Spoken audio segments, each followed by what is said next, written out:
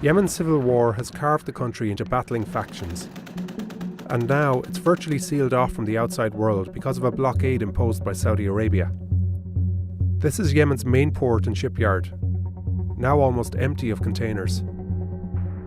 That means essential goods are not reaching a nation that relies almost entirely on imports for food, fuel and medicine.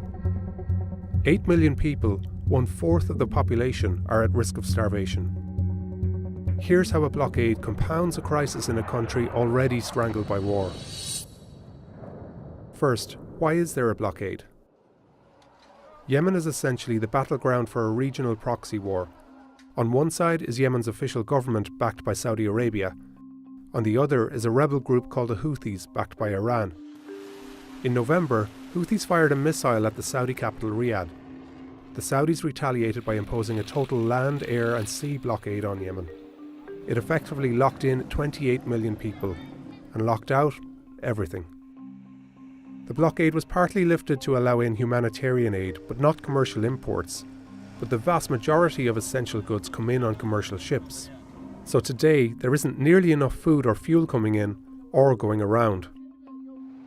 Where is the effect of the blockade most visible? Let's look again at Yemen's largest port, Hodeidah. Around 80% of imports arrive through it, and 2/3 of the population live in the areas directly served by it. But because it's in an area controlled by the rebels, the Saudis have it tightly controlled. A review of marine traffic shows the arrivals of ships in Hodeidah dropped by half in November. And these satellite photos show an active shipyard 1 year ago, right before the blockade. And now, the port is almost empty. One key shipment not getting through Hodeidah is fuel. Aid organisations we spoke to say the fuel shortage is setting off a vicious circle of suffering. These aid groups are warning of a reduced ability to deliver food and aid, reduced access to pumped and purified water, and a struggle to keep generators on at hospitals. Fuel prices have doubled since the start of December. Fuel is especially needed to deliver water across one of the driest countries on earth. Earlier this year, water shortages triggered a cholera epidemic that affected nearly 1 million. And now, water is unaffordable for 2/3 of the country, prompting fears of other disease outbreaks. Yemen's war is a humanitarian crisis. Is it also a crime?